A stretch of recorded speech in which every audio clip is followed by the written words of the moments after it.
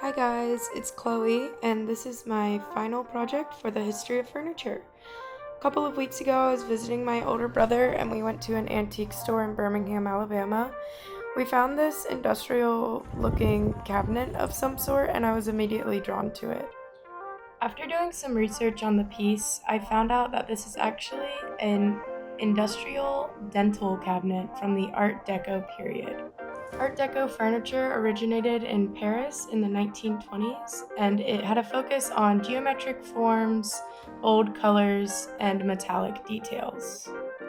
To get started on the process, I first just took the whole cabinet apart and really got a feel for what I was working with. The original green color of this piece, the focus on parallel lines, the overall shape language, and the aluminum handles all tell me that this is from the Art Deco period. All of these dental cabinets from the time I found had a very interesting shape language, and I really liked the wooden one as well. The shapes also really remind me of this desk by Donald Dusky, who is an iconic Art Deco furniture designer. I knew I was going to repaint this piece, so I decided I would use citrus strip, which is a paint stripper, to remove all of the paint off the surface. This was the texture of the paint after the citrus strip had sat on it for about 30 minutes, and then we went at it and started to peel it off. This process was a lot more tedious and time consuming than I thought it would be, but overall it was pretty fun to peel it all off. While the citrus strip was peeling, I started to take a look at these aluminum handles and see how much work they needed. So I started to sand them, and this was the first day of sanding. And then it rained a lot, which I think was actually good for the piece to wash off all the paint. The next day, I invested in some more citrus strip and a paint scraper, which I probably should have had the first day, but I didn't. So here I am just applying another coat of the citrus strip on the spots that I didn't get to the first day and peeling it off. And then I went in with an orbital sander and just started to sand the entire piece.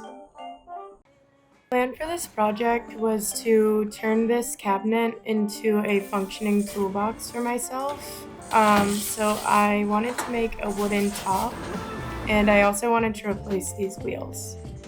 So I went over to Case Woodworking and I bought some spalted maple from them, and they were kind enough to cut it for me to fit in my car. Shout out to Case. And then I came back to Gulfstream, I milled up the lumber, I did a glue up, I cut the wood to size, I sanded it to a shape that I wanted, and then I wanted to incorporate a handle. So I made a handle and I added a little dowel detail. I wanted the top of this piece to feel more like a sculptural piece of wood, and I wanted the bottom to stay very industrial. So that's what I did. I started to sculpt the wood using the die grinder, and then I hand sanded a lot. Next, I'm replacing the wheels. So I kept the original casters because there was no way to replace them, and I just sanded them to look nice, and I replaced the old rubber wheel with a new rubber wheel. Next, I'm going in with the first coat of primer. I ended up doing 2 coats of primer, 2 coats of color, and 1 coat of matte top coat. And I'm really happy with the way that it all turned out. I did sand between layers. I did some finishing on the wood, and then here I am assembling it back together. So I added the wood top that I made, I added the shelves and the drawers, and there we are, we're done. Overall, I'm really happy with the way that this piece turned out, and I am so excited to use it as my toolbox. Here I'm just adding all my tools to it and paints, and yeah, I really enjoyed this project. And here's another before,